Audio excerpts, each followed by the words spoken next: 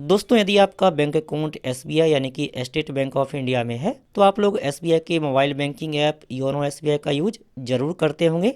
लेकिन आपके लिए बहुत बुरी खबर है, एसबीआई की तरफ से एक बड़ी अपडेट आ रही है।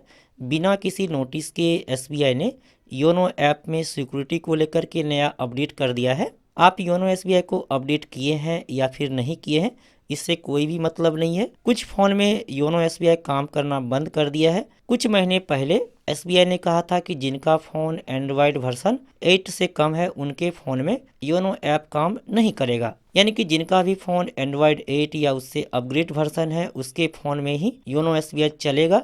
ये आपकी सिक्योरिटी को ध्यान में रख करके एसबीआई ने ऐसा किया था। इसका मतलब एंड्रॉयड 8 पर योनो एसबीआई काम कर रहा था, लेकिन अब बिना कोई जानकारी दिए, बिना कोई ईमेल करे, बिना मैसेज किए, बिना कोई नोटिस जारी किए एसबीआई ने योनो ऐप को अपग्रेड किया है। और अब आप लोग एसबीआई की mobile banking app YONO SBI को एंड्रॉयड के 9 वर्जन या उससे अधिक के एंड्रॉयड वर्जन में ही काम करेगा। अब एंड्रॉयड 8 वर्जन में योनो ऐप काम नहीं करेगा। दोस्तों, देख सकते हैं हमारे मोबाइल में योनो एसबीआई इंस्टॉल है। चलिए हम ओपन पर क्लिक करके ओपन करते हैं। अब यहाँ पर देखिए योनो एसबीआई ओपन नहीं हो रहा है और यहाँ पर देखिए लिखा हुआ है please upgrade your Android OS to 9.0 and above. यानी कि अब योनो एसबीआई यूज करने के लिए आपके मोबाइल का एंड्रॉयड वर्जन 9 या फिर उससे अधिक होना ज़रूरी है, तभी आप लोग योनो एसबीआई को यूज कर पाएंगे।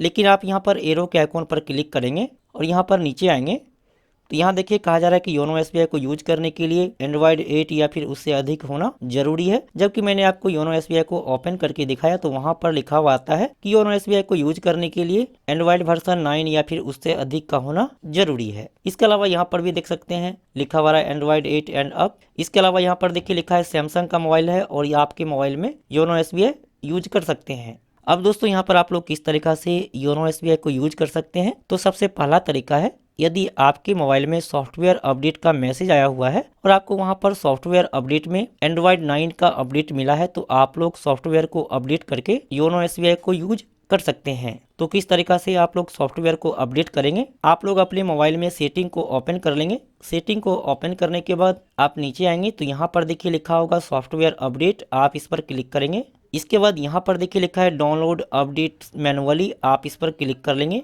तो यहाँ पर देखिए सॉफ्टवेयर अपडेट करने के लिए कहा जा रहा है और यहाँ पर देखिए सॉफ्टवेयर अपडेट में हमारे में लिखा हुआ रहा है एंड्रॉयड 9, देख सकते हैं। यानी कि हमारे मोबाइल में एंड्रॉयड 9 का अपडेट आया हुआ है। तो आप यहाँ पर डाउनलोड पर क्लिक करके अपने मोबाइल के सॉफ्टवेयर को अपडेट कर लेंगे।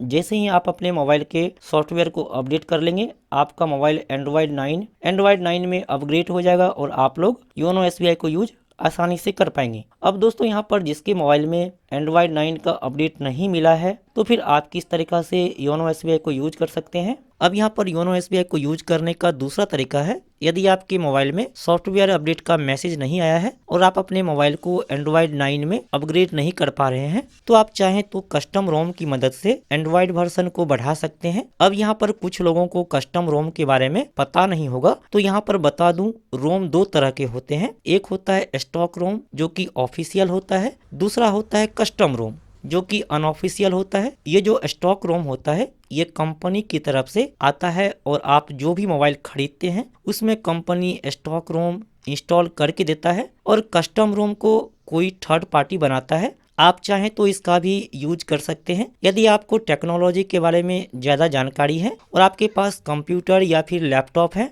आप चाहें तो मोबाइल के स्टॉक रोम को हटाकर कस्टम रोम डाल करके मोबाइल को लेटेस्ट वर्जन में अपग्रेड कर सकते हैं। यदि आपको टेक्नोलॉजी के बारे में ज़्यादा जानकारी नहीं है तो आप किसी भी साइबर कैफे में चले जाएंगे और वहां पर अपने मोबाइल को कस्टम रोम की मदद से लेटेस्ट वर्जन में अपग्रेड कर सकते हैं। लेकिन मैं आपको सलाह दूंगा आप कस्टम रोम की मदद से मोबाइल को लेटेस्ट वर्जन में अपग्रेड ना करें क्योंकि ये अनऑफिशियल होता है और इससे सिक्योरिटी को लेकर के खतरा है। यदि आप कस्टम रोम की मदद से योनो एसबीआई को यूज करते हैं तो जो भी आपका बैंक डिटेल है वो आपको लीक होने का खतरा बना रहता है, इसलिए आप लोग कस्टम रोम का यूज ना करें। इसके बाद तीसरा तरीका है, आप लोग एसबीआई के mobile banking app YONO light SBI का यूज कर सकते हैं। योनो लाइट एसबीआई भी स्टेट बैंक ऑफ इंडिया का ऑफिशियल ऐप है। जितने भी योनो एसबीआई में फंक्शन दिए गए हैं सारे फंक्शन आपको योनो लाइट SBI में भी देखने को मिलता है। तो आप योनो लाइट SBI को इंस्टॉल कर लेंगे और इसमें आप लॉगिन कर सकते हैं। लॉगिन करने के लिए आप पासवर्ड पर क्लिक करेंगे